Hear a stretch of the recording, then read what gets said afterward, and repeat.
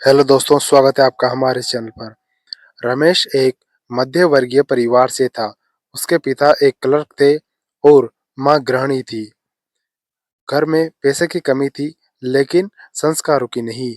रमेश पढ़ाई में ठीक-ठाक था। उसका सपना था एक दिन सरकारी या बैंक की बड़ी नौकरी करना। लेकिन जिंदगी ने उसे आसान रास्ता नहीं दिया। इज्जत या घमंड। रमेश की शादी हुई सुनीता से। सुनीता पुलिस विभाग में दरोगा थी। शादी के समय सब खुश थे।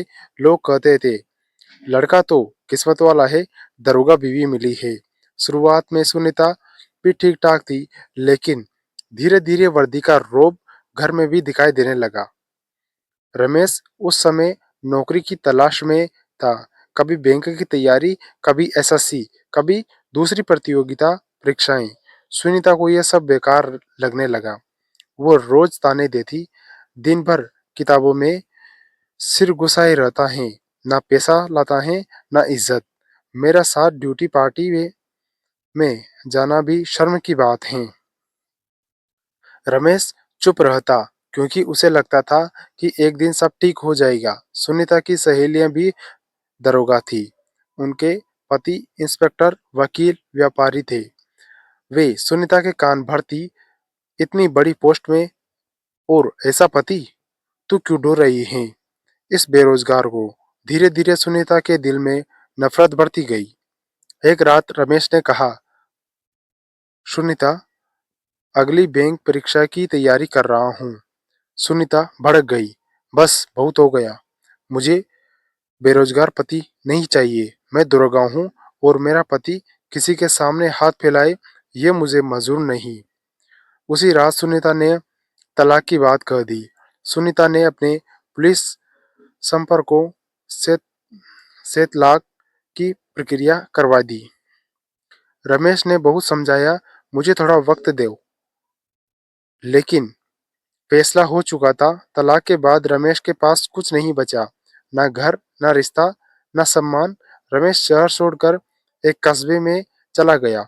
वहां उसने एक प्राइवेट स्कूल में चपरासी, फिर एक कोचिंग में हेल्पर की नौकरी की। दिन में काम करता, रात में पढ़ाई। कई बार भूखा सोया, कई बार रोते हुए पढ़ा। कई बार लगा सब छोड़ दूं, लेकिन उसे याद आती वो बेइज्जती, वो ताने, वो तलाक, और वही दर्द उसकी ताकत बन जाता। लगातार 5 साल असफलताएं मिली। हर रिजल्ट के बाद दिल टूटता, लेकिन रमेश ने कहा, एक दिन मेरा भी दिन आएगा। एक सुबह बैंक की परीक्षा का रिजल्ट आया। रमेश राष्ट्रीय बैंक में मैनेजर बन चुका था। उसकी आंखों से आंसू बह रहे थे। यह खुशी के आंसू थे। अब रमेश सम्मानित, आत्मनिर्भर, आत्मविश्वासी था। वही समाज जो हंसता था, आज सलाम करता था।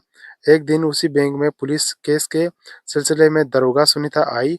जैसे ही केबिन का दरवाजा खुला, उसने देखा सामने रमेश बैठा था। सूट बूट में नेम प्लेट पर लिखा था, रमेश कुमार बैंक मैनेजर। सुनीता के हाथ कांप गए, आंखें झुक गई। वो बोली, रमेश, मुझे माफ कर दो।